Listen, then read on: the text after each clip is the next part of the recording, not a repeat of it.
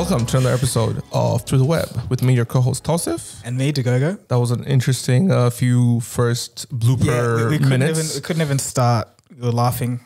For no reason whatsoever. Repeatedly. Oh, maybe because I introduced it as cold fusion, even though it wasn't. That's your thing. Yeah, well, yeah. So what's been going on? How's your week been? I think by now, every time I mention something health related, people are gonna be like, "What's up with this guys? Like, why do they have a health update every week?" But unfortunately, I do have another health update. At the start of the week, I started off with a stomach bug, which like wiped me out for like 3 days. I've never had something like this happen to me. Fevers and chills, and it's like it was the worst. It was the worst feeling, and it was almost like a earthquake. It just came, it destroyed everything, and then it left, and then I had to deal with the aftermath. Wow. But to be fair, I kind of picked myself up almost as soon as I went down. So not too bad, but that was the thing. So the question is, what did you eat? Okay, so you remember, I think a few weeks ago I said I was into intermittent fasting now. Yeah. So what I think is happening is my body's like digestive system is also changing up. So one of those on the last weekend, I decided, you know what, I'll just let loose a little bit for a dinner. So when on dinner, we had some traditional Bangladeshi stuff, which is generally full of a lot of spices and things of that sort. And I guess my stomach couldn't take it. I think it was just a bit overwhelming for me to take all of that at once. So maybe it's just my body's actually changing with the intermittent fasting kind of stuff, and I gotta take it slow and pace myself as we go. But at least that's my theory anyway. Okay. And it just sounds logical. But other than that, it was an okay week. Just recovery. I am editing/writing a book. So for one of my media companies, which deals with football. I don't talk about it a lot on this podcast, but I run one of those things.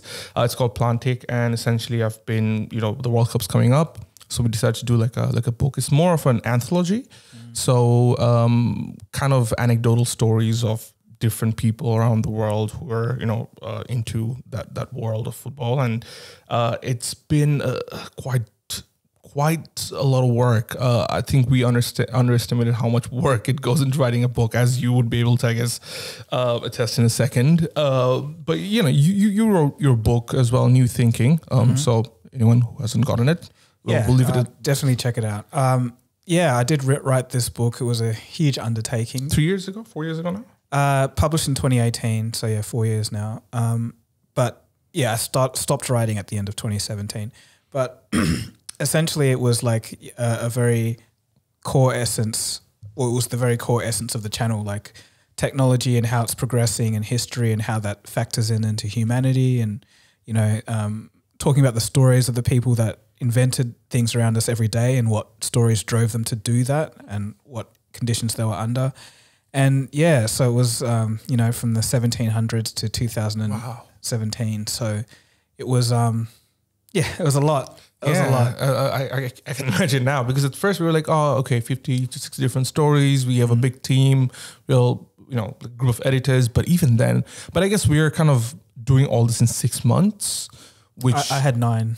You had 9. So similar kind of time span. So I can imagine the amount of work that would go into it. But for those who are listening in only, do check out the link in the description. Also, if you're watching, I would imagine most of you are from the Cold Fusion channel. But if you haven't checked out the book, do check it out on the link in the description. It's called New Thinking by Dagogo, Altraide. Yep.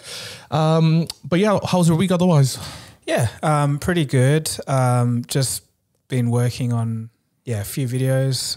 3 in the pipeline at the moment, but one that I just finished was on Google putting an AI brain into a robot body, which it was extremely interesting to look into that one, and it's kind of it's actually in computer science and the field of robotics, this is a hallmark research event. So it was cool to see that and learn how it all works and what's in store for the future. What's the most, I guess, special thing about how is this a cutting edge thing in your eyes? Yeah, because the main thing is language learning models. So how you have GTP3, who's like you can converse with it and talk, So things on that order, like with, trained on hundreds of billions of words and that kind of thing across the internet, they've only been around for about 2 years.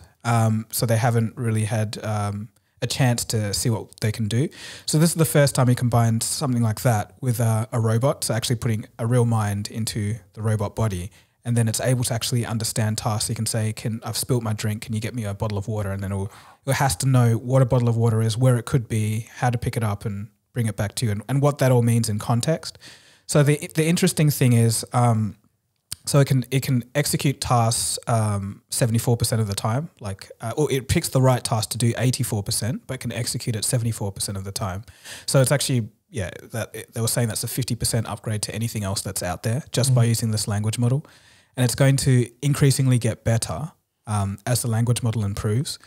And the other interesting thing about it is that they trained, there's two things. So there's the language model and the robot body, but the body they actually trained in virtual space. So instead of it trying to pick up a bottle and saying, oh, I can't do it, and kind of having to train how to grasp things and everything in the real world, they just simulate all of this. So they can run this really rapidly, hundreds of thousands of times or millions of times without having to waste time doing that in the physical world. So yeah, bringing all of these things together, it just it's something that's brand new. Do you ever watch the Jetsons? Well, I know of it quite well. Yeah, I used to watch it as a kid. So and obviously there was this part, for those who have watched, that there's actual robots that talk like humans and pretty much part of the family. Obviously, we're quite a bit away from that point, but it does seem like that would be almost like an ultimate commercial solution for stuff like this. Is you'd have a helping hand around the house, or that's what a lot of sci-fi movies and that's what they portray. But I don't think that's where it's initially going to go. So I think this aged care, I think that's number one, mainly because of the economics of it, because the baby boomers are retiring, and there's just a huge wave of this population that's going to be elderly, and there's nowhere near enough people to take care of them. So in Japan, they've started trying rudimentary methods of this using robotics to help the elderly. But I think that, with something like this where you can actually converse with it and it understands what you're trying to say and can do the task, I think that's probably the number one industry that will see this first.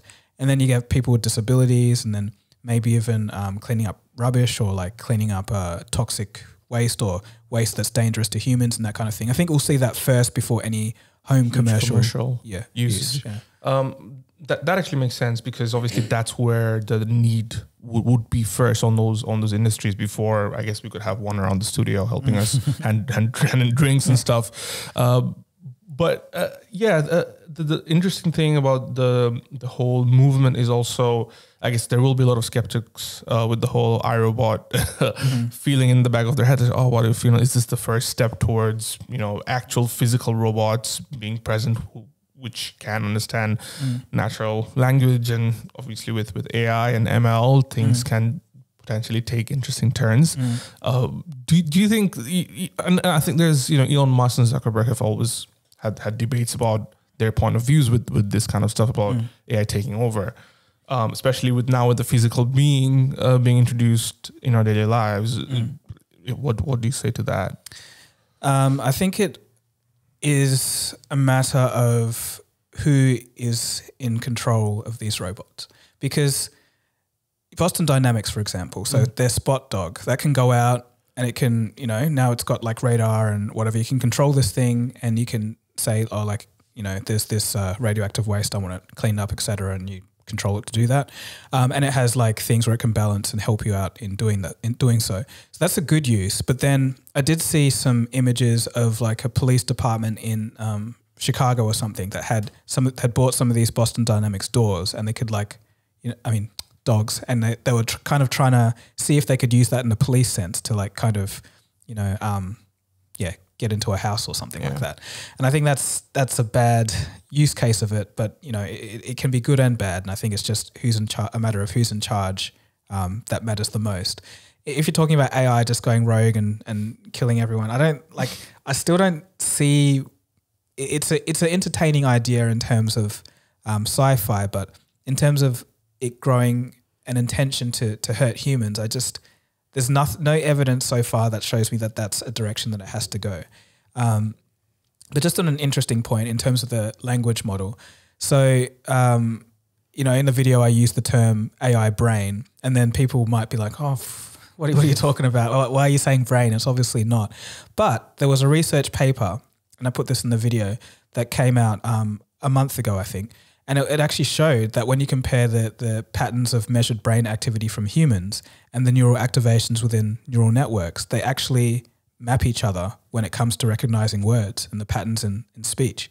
So it's actually behaving like a brain. It's not just a misnomer or something. So right. I thought that was pretty interesting. Oh, for sure. I guess on this point, the final thing that I want to kind of track back to is the Jetsons again. The main guy. He was actually born in 2022, July something. So in the cartoon that came out in 80s or something. So and there was like memes going around like, you know, today's his birthday. I think it was July 21st, 2022. Interesting. So which was like a few months ago. Imagine so, when is the age in the cartoon that we're exactly. At that so he was around. Well, he had a whole family and kids and stuff. 40s, so it's like 30s or 40s. So 40 years from now, roughly. I reckon we're on track, man. We're on track. Because in the video, I say like 15 to 20 years, a robot should be able to replace someone at making a burger. Right. I think that's kind of where I'm at in my just my thinking. So yeah, we could be on track. Yeah, for sure. Other than that, anything I guess interesting you watched over this week? Yeah, there was a video on Hyundai or however people like to pronounce it, because don't get angry at me. The Vision N car, I think it is. So this came out a bit ago, but it was a Top Gear review on it. And man, like it's so cool. So it's like a DeLorean mixed with like, I don't know, some kind of retro futuristic styling. So it had like LED lights and everything was just tastefully done. So it's essentially an electric car, but it has a hydrogen fuel cell that powers it. So it was just taking it out on the road and around the track and everything. And he was just like, this is incredible. Like it looks super cool. It's not just like an electric car that looks normal or one that looks goofy. It's like have you seen it? No, I haven't. Okay, maybe I can show you live. Oh wow, yeah, it does look like the DeLorean. But then all the rear lights are like LEDs, and it just looks really cool. So anyway, yeah. So it's kind of talking about that and driving and taking on the road, and essentially he was making the point that Hyundai, they've really come up recently, and they have, or some people in the comments were also saying that they have this particular point in time to actually invent themselves as a performance electric car company, because, you know, all the other car companies, they're kind of like switching to electric in one way or another, but they already have this legacy of, oh, this is the new thing that they're trying to do. But Hyundai, they're just coming out and really kind of pushing the boundaries. They're like designing way better. They're like putting all these features in there that are like, yeah, quite unique. So for example, the second car that he drove, it actually had gearing.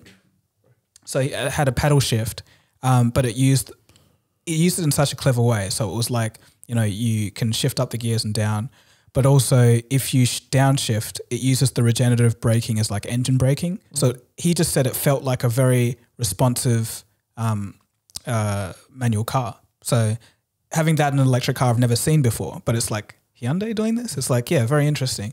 So it's not a concept car. The second one is not. Right. This one was a concept car. So okay. The first one, the Vision N. Yeah. And that was, I think there's only one of those, but he's like, please put this into production. Yeah. So yeah, I just thought that was very interesting. Kind of reminds me of, you know, when everyone thought Japanese cars were not that great, and then they kind of surprised everyone back in the 80s and 90s. So yeah, I just thought it was very interesting. And I'm even thinking of doing a video of like how Hyundai is trying to reinvent itself. So that's probably the main thing. How about you? One video I watched was about Vice, so the Vice media company. So why Vice will not exist in 5 years. Have you seen that? I saw the thumbnail. I haven't clicked on it. Yeah, so the video was quite interesting as to how Vice, the media company, for those who don't know, they started off as a very edgy, very interesting journalism view, like, you know, journalism perspective company, which would make very certain types of topics, especially documentaries, that we wouldn't generally see on mainstream media. And I think that's what gave them the rise. Like in the alternative media world as well, they would be going to like war zones and war-torn places, like also covering very intense drug zones as well. And they wouldn't just cover it for the sake of it. They would actually talk with people there. Very, very cool documentary stuff. And that saw a huge rise in their popularity, especially when the internet was becoming more and more of a vehicle for content like that. And this is like, I'd say early to mid 2000s, late 2000s roughly. And then around in 2010s when BuzzFeed type stuff started becoming more and more prominent, I think they got acquired by Rupert Murdoch, Rupert Murdoch's company. So Rupert Murdoch, for those who don't know, Vice did or BuzzFeed? Vice. Okay. So for those who don't know, who Rupert Murdoch is like a media mogul, and he owns like, Sky News and a few other, like I think also Fox News as well, lots of newspapers around the world. So this was obviously a way of adding yet another kind of piece to sway certain opinions, or at least to get a new audience, new target market, right? And that acquisition, or at least investment, I don't know if it was a full acquisition. I don't think it was. I think it was more of a investment into the company. And that changed the way Vice started operating. So they would stop doing a little bit of the edgy stuff, but the edge would be less political and more clickbaity to almost match up with what BuzzFeed was doing. And also, I guess, because of political kind of news being covered, there was certain, pressure on them to not cover certain topics and certain news. And also they got an investment from Disney down the line. And that also changed the pathway for Vice. So now they're doing like really weird kind of video topics that are also edgy, but nothing like what they used to do in the past. So things like, I don't know, like the 10 weirdest butt plugs or something. Like that's how weird some of their videos are. I'm not even kidding. And the video that I watched was essentially going around that idea of that how Vice will not last in the next 5 years, or how they'll see success in the next 5 years, because just how the road that they're traveling is completely taking them off the content map. There's no more of that original core identity that they had built. Their audience is also, all the Reddit forums about them is their audience saying that I used to love Vice, but now they're doing all this weird videos, weird listicle kind of stuff. They still have like a few hits here and there, but nothing like what they used to be. And for me, I thought that video was interesting because I feel that the world of content right now, pretty much all the big names are more or less going through something similar. And I feel that when you make like a media company, it's very hard to sustain beyond a certain kind of shelf life unless you evolve into something that's either to your identity or the niche that you've built. But then as soon as you want to start pleasing shareholders and trying to go mainstream, you need to hit numbers. And to do that, you have to play the trending game, which a lot of companies that have started doing it have started seeing a lot of failure, like BuzzFeed, for example. Nowhere on my newsfeed anymore, but in 2017, 2016, it was everywhere. Same thing with a lot of other media companies as well. And I thought it was very interesting watch to see how I feel it's going to be true unless they make some changes, and also how investments aren't necessarily a good thing because you're looking at $400 million injection into a company. Valuation rises up. I think they were valued up to like $1 billion at some point as well, which is incredible for a media company that focuses just on the internet. And then recently Disney said that they, I think, invested 400 something million, and they've already lost like 300 something million dollars on that investment alone. And they, I think, publicly said, or I think there was a leak that said that they're not going to recoup that money. They think they're never going to recoup that money. It's a loss. They're going to write it off. So yeah, that to me was quite eye-opening, or at least establishes some of the belief I have about media companies that are growing right now. Yeah, I think it is a rapidly evolving and changing landscape. And yeah, I think core audiences can tell when you're trying to chase a trend or when you're trying to do something just to force yourself to remain popular. Like, and it's kind of like, well, what do you do? Like, if you want to grow, that's kind of the best way to do it. But then you alienate the people that are there. So yeah, it's not an easy path to go down. But I still do think like a video like 10 best butt plugs could be avoided. So yeah, no prizes there. Yeah, for sure. And I think it's true for a lot of creators as well, individual creators as well. I think they personally struggle with that a lot. I'm sure you've gone through it yourself over the last 10 years. I started doing listicles. Yeah, exactly. And I think it's just even for creatives as well. If you look at musicians, they also go through the same thing. How do I chase what's on TikTok trending right now, or do I just stick to my guns and make space, EDM stuff that only uses Mars sounds that gets picked up on the ISS? Very specific. It gets like 7. That's my band, by the way. That's my thing. It gets 7 plays a year on SoundCloud. but I think that's a common thing, and I think overall, before we move on to the next topic, I think overall, people I think need to see as media companies or entities that they will have a shelf life. It's very rare to last, spans through decades and decades, like the New York Times or like the older traditional media. Yeah, but that's interesting. Like if we think about maybe Disney, for example, they're a media company that lasted better part of a century. But I think in the online space, if you're born online, it's quite hard to sustain because things are moving way faster. Yeah. So yeah, that's not good news. I mean, no Cold Fusion. And next week is shut it up. Or Cold Fusion plus in a new version. But I think there's one of two ways that you can go about it, right? Yeah. I think it's either you keep doing it, you secure like some sort of plan for the next 5, 10, 15 years that, okay, I'll just do some core types of content that my people will like and just I'll be happy with it as it is.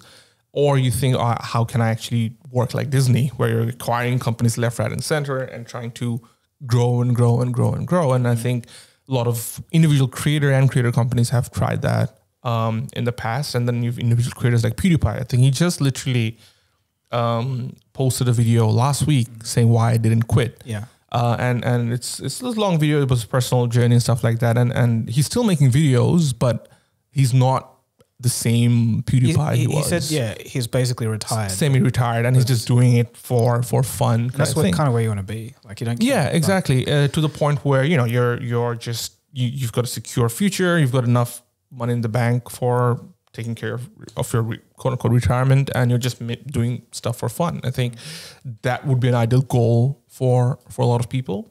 But yeah, I think it's a tough space to navigate. Because I'm trying to think. So like maybe LTT, if you want to call him a media company, Linus Tech Tips. All right. Yeah, so they're doing all right. I think I've seen it as well. They've been around for a long time, and they're online based as well. But they're not, it's not like huge or exactly like it's not like Vice or Vox, like house brand names. But yeah, I guess that's probably the best way. It's like apart from acquiring companies, basically just sticking to what you're doing and like evolving enough that it's not stale, but not alienating as well. 100%. And I think that's the challenge for any creator, artist, media companies, just staying in that cross section in that Venn diagram, still keeping your current audience happy, chasing trends a little bit, but not too much that you alienate your things and still making a good income. I think that middle ground. Yeah, I guess in a way, that's kind of what I've been trying to do. Yeah. Like, science, technology, business and history, anything in that. And that's quite wide and broad, and I understand that. But it's kind of like it keeps things fresh. It's not always like, you're the guy that does this or you're the guy that does that. But then on YouTube, except for recently. I have a theory, but I think on YouTube, like the algorithm totally got confused in what the hell to recommend people because of my disparate videos. Because I went to a event in 2019, and I remember I was talking to Jabrils. I don't know if you know him. He's like he kind of makes like funny videos, but it's kind of like coding and AI and that kind of stuff. Like, yeah. But he was talking to a YouTube rep, and then they were talking about recommendations and subscriber pushing and all that kind of stuff. And then Jabrils asked him a question for me, like saying, if your channel has different content on it, like how does YouTube know where to categorize you and recommend your content to? And he didn't have a clear answer, a straight answer for that. So I think it wasn't really built for that. But recently I've been noticing more that if you watch one video of a particular channel, like others will just start coming up more than it always used to happen, but a little more than it used to. So I'm kind of hoping that kind of plays into my favor, as in like it's Cold Fusion. You probably might like this because maybe it's in a similar area, but it's not like completely. Yeah, and that's why a lot of bigger media entities or even individual creators create separate channels where they can expand. Like for example, this podcast is a Cold Fusion brainchild, right? But at the same time, it's like you could have decided to put it on your main channel. Yeah, no, but then that would have too different. Exactly, that's too different, right? Yeah. But ideally, you could have simply had like different shows. Like think of a TV network, like they have different shows throughout the day, right? And I think that's why a lot of creators now have like all these different kind of personal channels, vlog channels. Yeah, I've been toying with that for many years, as in just splitting it off into Cold Fusion technology, Cold Fusion business. But the way to run it's going to be so much. It's building from scratch. So I think what you're doing is still. Yeah, still okay for now until YouTube decides to change things up again. I just want to run past a few comments from the last video. Just a quick few shout outs. So Vic says that's actually amazing that both of you guys focus or discuss or create videos on topics based on your curiosity and passion. Let people talk whatever they want to talk. But I believe your way of putting things on the platform going to grow organically and would pull up a lot of crowd soon. Be real, like through the web and Cold Fusion. So I think this was in regards to some of the comments you received about Be Real's stuff. So it's good to see some core fans kind of reacting to that. I appreciate that because it's literally every video that I make is something that I'm interested in and passionate about. So I'm not Do Kwon or someone that's gonna scam me. Or Jake. Arrest warrant. You want to get into boxing rings soon? It seems like you want to get into YouTuber boxing. You want the beef, right? Maybe we cut that. Maybe not. Who knows? But another comment on that Be Real note was from RWB. He says, unreached to your videos about Be Real, but I found the app, downloaded it, and after much angst of signing up, I found it incredibly boring. And within a week, I abandoned the effort to even embrace the app. That's what I've been talking about as well. I think that's likely going to go down the route if Be Real sticks to this, this very core idea of not being a social media app. That's exactly going to happen. They'll still have some users, but it's not going to be enough to justify as a company that makes money. Yeah, so I think that's exactly right. Like if they don't do anything and keep going down this path, it's going to be. Yep. But if they manage to get a bunch of celebrities, get them on this platform so people can follow them, and then you can see these celebrities' everyday lives in a way that you've never seen before, I think something like that could have some pull, but it's, But that becomes more of a broadcast than a creator platform, because now I'm here to consume content about others rather than create it myself. And the way a lot like TikTok thrives is that you're the creator, you're the consumer kind of relationship. Same with YouTube in a lot of ways, even though majority aren't creators. But I guess that's for every social platform. Like what proportion is a creator versus just consuming?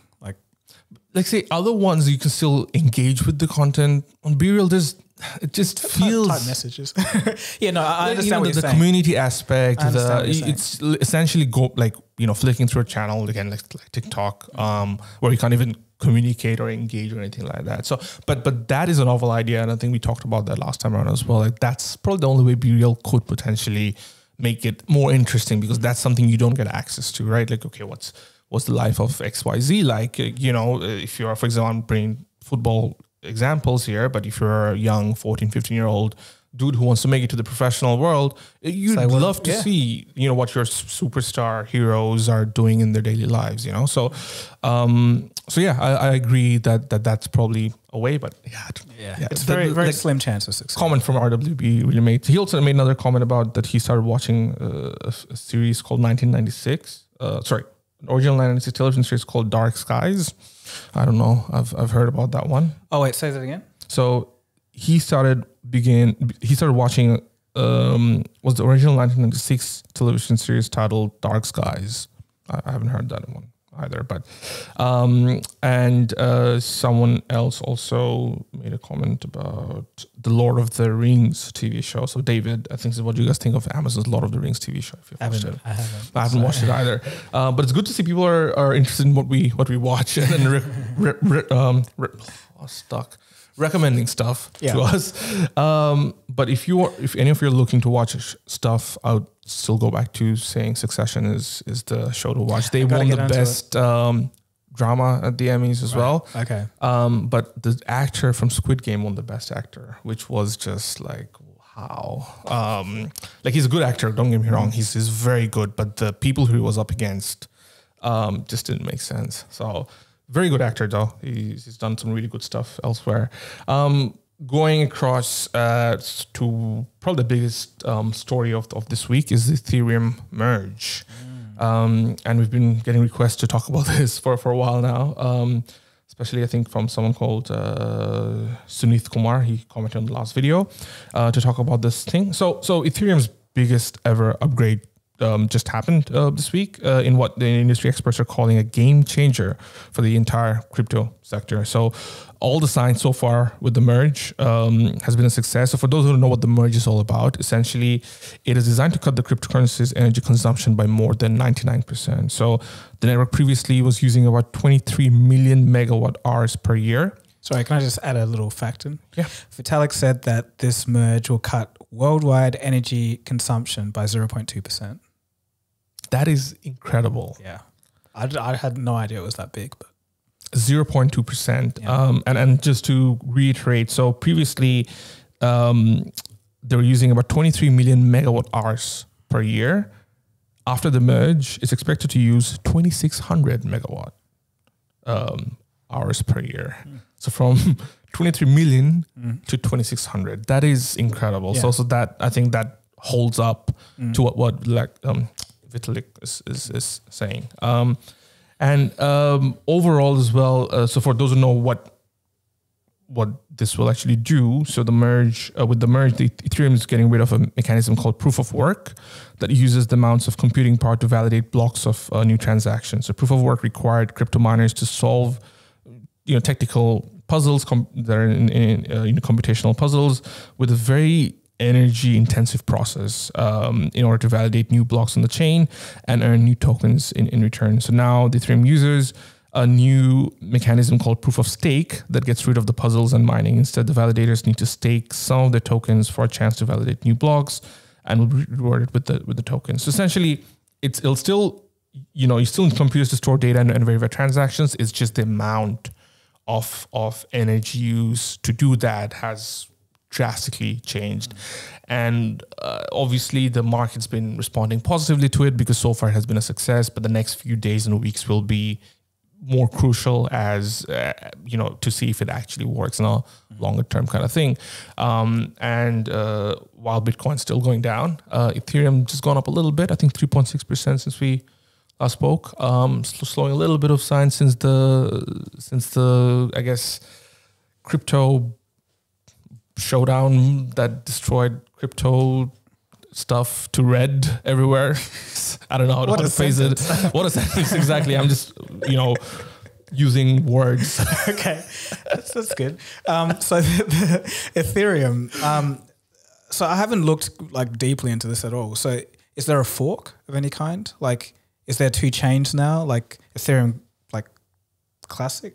There is already a Ethereum Classic, but one chain that does something and then it's forked off into another chain that's this new proof of stake. I haven't done enough research to be able to answer that, but I guess we could do that.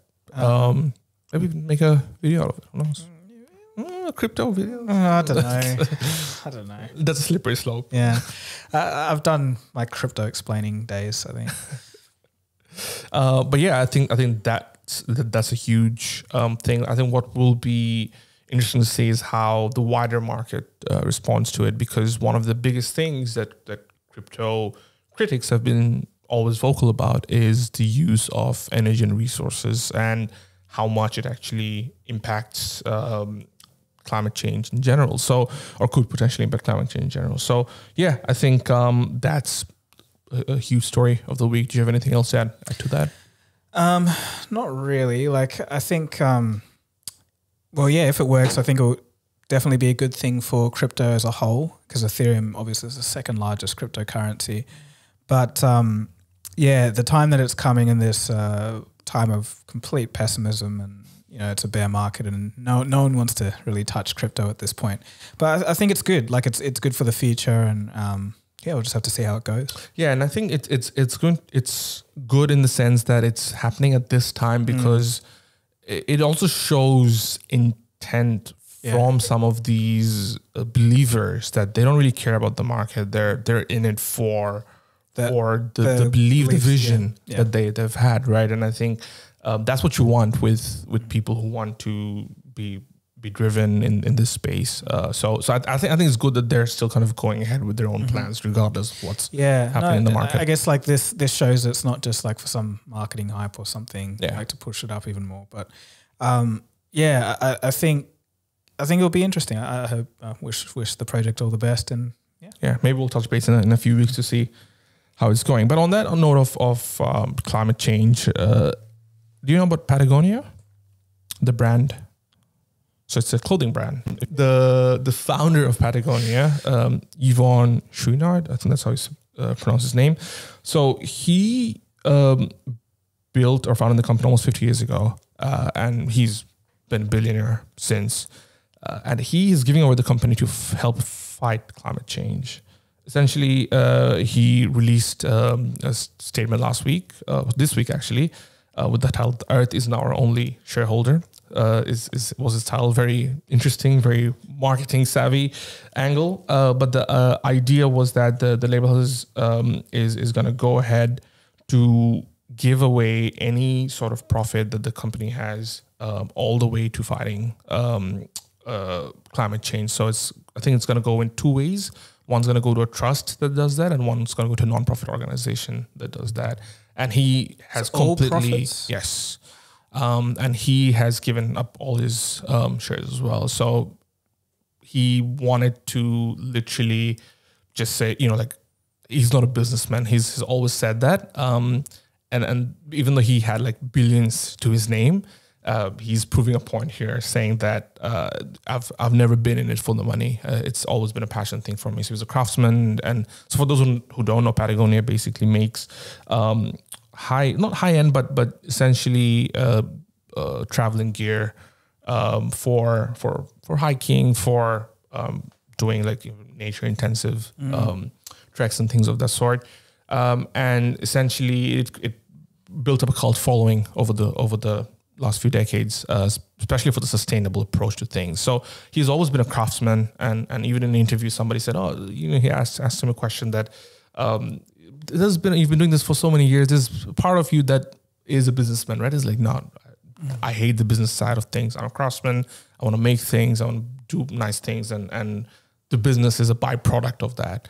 And I think he's just sticking to those words, where it's like, this is what the brand that I've built. This is what the brand that has always believed in, and I'm just sticking to my words. So very interesting move for the company, for him, and the fact that he's literally wiped off billions of his his name is quite an interesting move for a lot of companies to, I guess, maybe even take note of. Yeah, but I guess for other companies, if they look at the sales numbers and there's a huge bump, then they'll be like, hey, we could do this too. Except, and there will be. Except we're not going to give all the profits away. We're gonna, it's like whatever anyway. But I think that's good. Like a person actually building up a huge company and then just passing that success forward, and putting into something that he believes in. I think that's something that we could all and I think he also kind of subheaded it saying he's reimagining capitalism. And I think that's an interesting way of phrasing it. I think obviously there's the whole capitalism versus socialism debate and all that kind of stuff. But the idea of that capitalism is like 100% black and white, good or bad.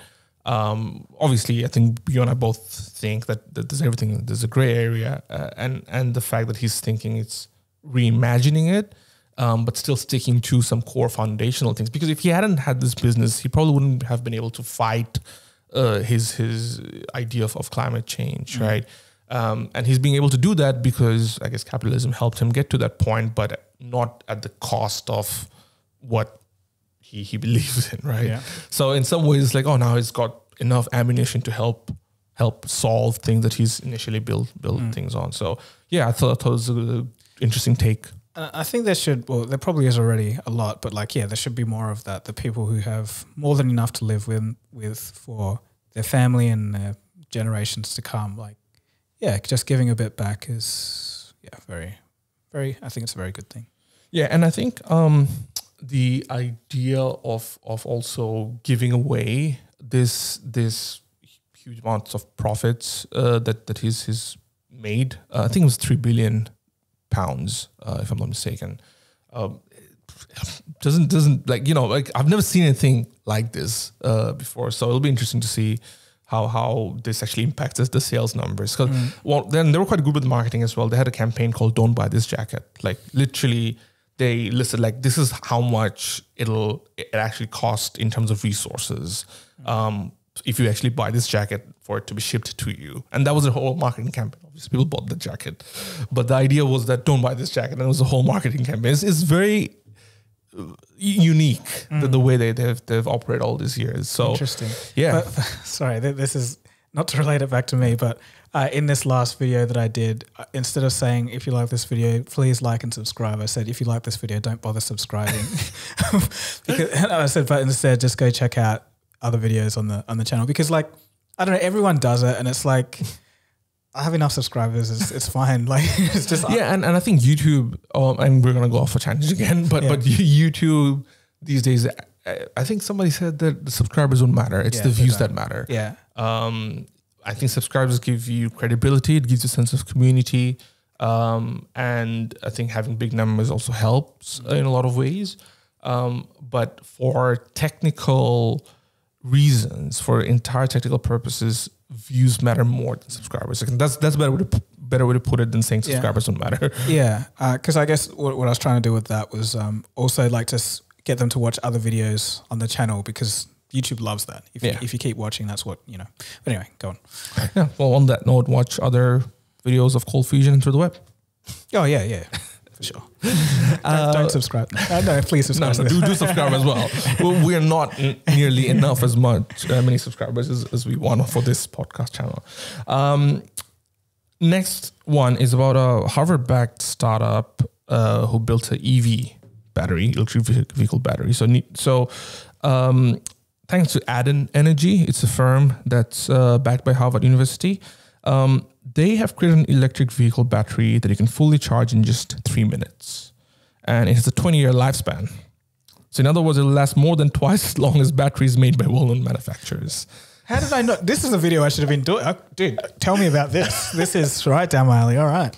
Yeah, so essentially Wait, is it theoretical? Does it work? Like, is it okay, just tell me. Yeah, so essentially it's as I mentioned, it's Harvard University-backed startup firm.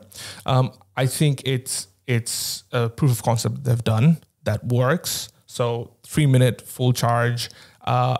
Where they're at now is deploying it to vehicles that actually will work on the commercial level. So obviously there will be a lot of I think questions, hiccups. Because the issue with like fast charging like that is like, when you charge and discharge, usually you get like micro cracks that just kind of kill the battery's like lifespan. Yeah. So, and then capacity drops over time and things like that. So I've heard a few stories like this, but this one, maybe it's a bit better because it's Harvard backed, but that's all I'm hanging my hat on, because usually what happens is like there's a whole host of problems. Like once you get over that, is it cheap enough to mass mass produce. And yeah, so anyway, keep going. Yeah, so they have gotten permission from, they've gotten permission from Harvard's tech department office to produce these batteries, and that they previously showed off prototype batteries that have between 5,000 and 10,000 cycles. The conventional batteries typically have a life of 2,000 to 3,000 cycles. And the creator of the battery also claims that it's challenging, obviously, to build an environmentally friendly technology this quickly. But that 37% of Americans who own do not have a garage at home. So I think even if you produce this at a mass level straight away, it's probably going to cost a lot because there isn't enough to deploy to the mass yet already. So I think they're still kind of taking it slow, but full electrification of a car is the most meaningful measure to tackle climate change. There's a need for batteries that'll suit the needs of the customers. When people start using electric vehicles in large numbers, it must take as long as to recharge a battery-powered vehicle as it does to refuel one that runs on fossil fuels. So according to several studies as well, using electric cars can reduce the global greenhouse gas emissions up to 16%. So obviously they're going at a very, from the climate change angle as well. I just have a lot of questions. Like I don't know how big the battery capacity is, but if you're charging it in 3 minutes, like what kind of current are you pumping through that? And like where are you going to get this kind of power from? And I think that's the question that they're probably asking themselves as well. Okay, number one. And number two, what is this made out of? Like, is there any clues as to what component? Like, is it still lithium? Is it some kind of salt? I'll have to find that out for you. Okay, yeah, this is definitely a video that I want to look into because that's very interesting. Yeah, I think like I said, the Harvard University backing it gives it the credibility. But then again, Harvard was involved in Theranos, so that is even better because now you can make more videos when it crashes and burns. Hopefully not. Hopefully not, because we want solutions like this. So I guess watch out for a potential video on this from Cold Fusion. One other interesting story was about Figma, which got acquired by Adobe for $20 billion. That's a huge amount. So for those who don't know, Figma has over the last 10 years been a pioneer in product design on the web. So along the way, it has amassed millions of users and has a loyal student following as well. So there's like different Figma design tools that you can use for mostly the product design or even digital design and things of that sort, UI, UX as well. And they actually had built almost a cult following that didn't like Adobe. So there's lots of memes and things like that. It's, like it's Figma versus Adobe kind of thing. And then Adobe comes in and announces that they'll acquire Figma for $20 billion. So that's interesting.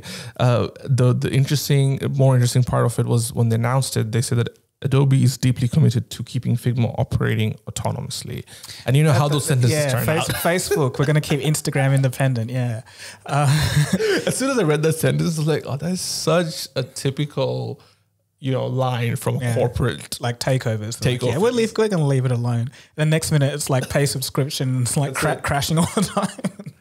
But I guess for Adobe to value Figma at $20 billion says a lot about how Figma has been operating or the quality of their product has been for this niche users of designers, right? But I guess they're not paying just for Figma. Well, I guess if it's what you're saying, like they're paying for those people as well that are... Exactly. That's what I mean.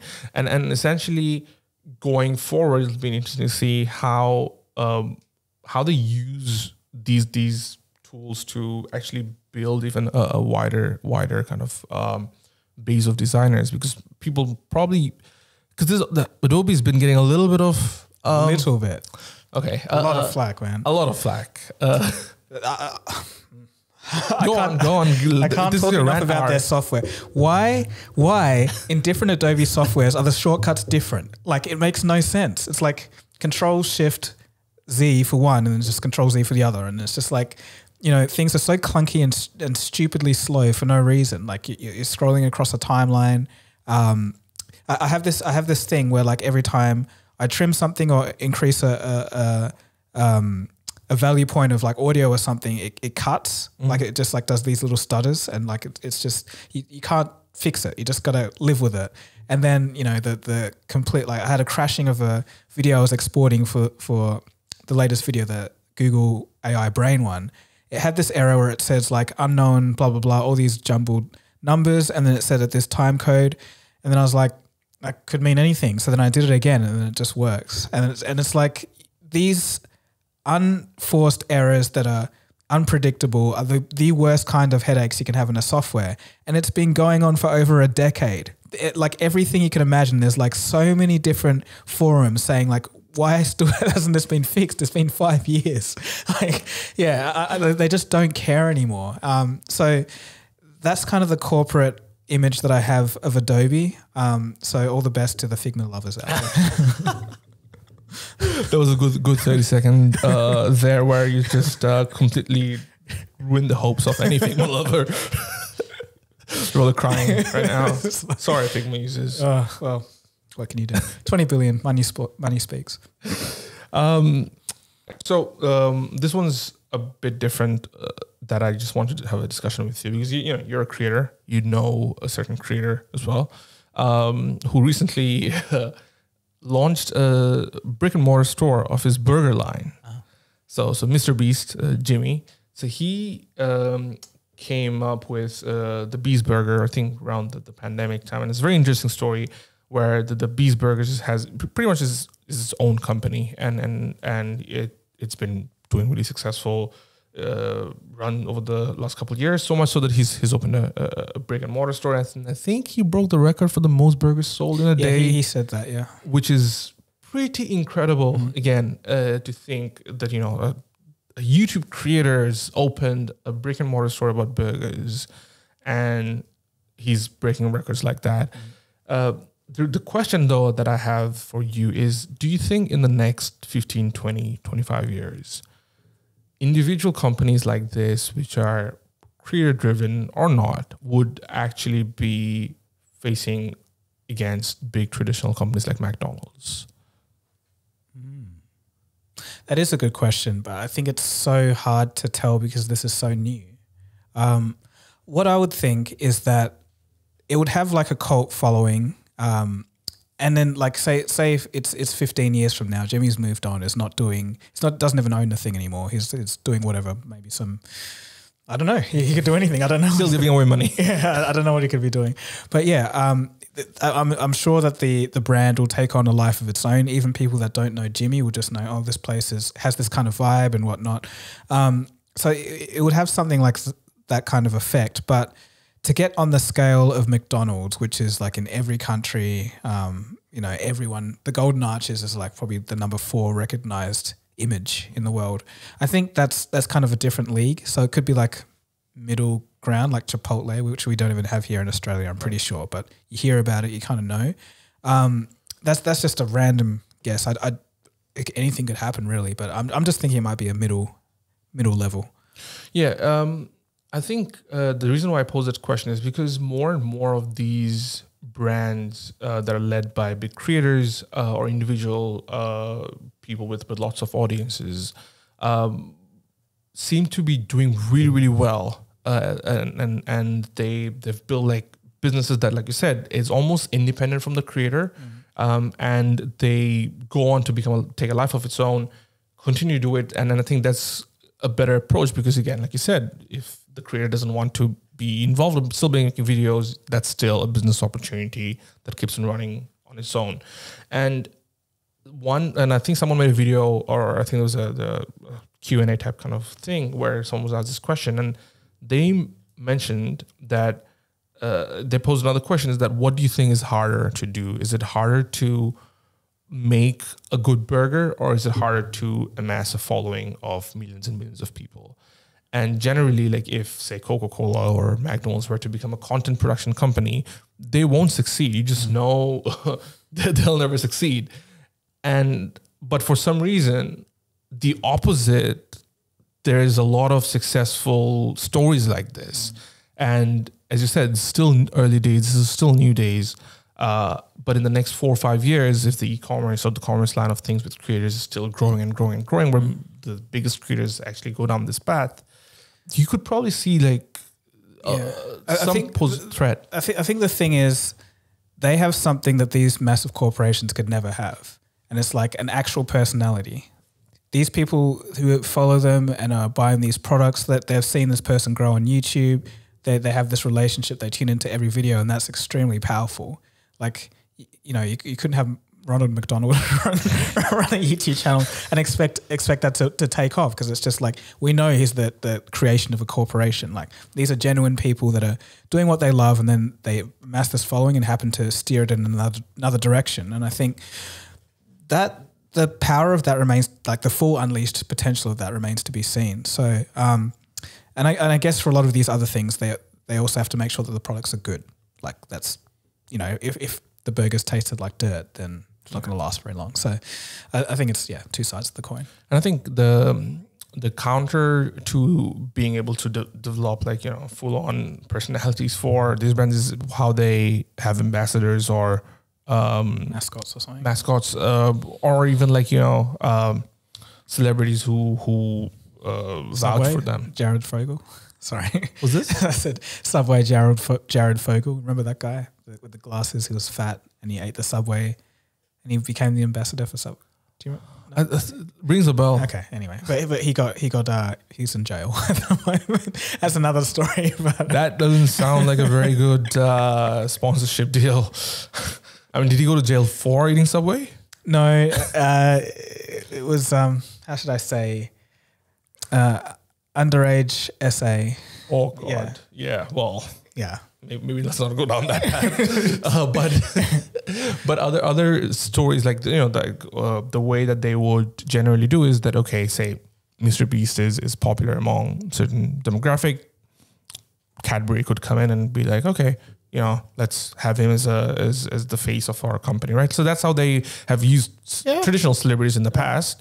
But then I guess the next step from that would be then, you know, how they have this original content that a lot of these companies would try to make with influencers or like creators, that, and they never work out either. And I think about it quite frequently, is how, like, why didn't YouTube Originals work out, for example, right? Like it just made such logical evolutionary sense for the platform to think that, oh, we've got all these creators in-house, great, but then you bring them out of that setting, have an original setting. It's a paid, it's a paid setup. Well, I think that's it. It's a paid setup. So I think basically the expectation of YouTube is everything that you get is homegrown content and free. But when you kind of put money in the middle of that and say you got to pay to see this, then people are like, But then Patreon works for a lot of these creators. It does, but this is like, it's like a Netflix subscription or whatever. It's like the kind of content that you're expecting is different when you pay for it. Like this is so close. It's, you know, a little more professional and polished, which maybe isn't what you wanted for YouTube anyway. And I think that's probably the key, is that they, sorry to cut you off there, but I think that's probably where the people go, like, you know, almost subconsciously, I don't want to see these people out of that setting to completely, like, you know, polished and professional and almost like a pseudo TV kind of setup. Yeah. And I think when you put those two things together, it's like, I'll leave it. So it does make perfect logical sense, but I think it's just like taking something that was familiar and kind of pushing it away into something that's like not, the demand isn't there. So yeah, and I think for a lot of the creators appearing in these places, I think they also, the idea of traditional media and appearing traditional media outlets almost feels like an achievement, or at least used to feel like an achievement in the past. It's quite paradoxical, because you've built like a huge following, and then all of a sudden you get called up by a movie studio or a TV channel, a newspaper, and you make an appearance there. Yeah. And we're like, oh, I think I've made it, but it's backwards in a way. Yeah. Like, and I think that's just the legacy mindset that we have. It's like TV and news, once you've made it to TV, that's well. But you could be getting way more viewers online than in TV. And the whole idea of YouTube was to almost topple that or you know, rival that idea of legacy consumption of content, right? So it's quite interesting how the mindset works for a lot of the creators and stuff. But yeah, I thought it was an interesting discussion we would have. I had this question when I saw some of those numbers that Mr. Beast had done with his outlet.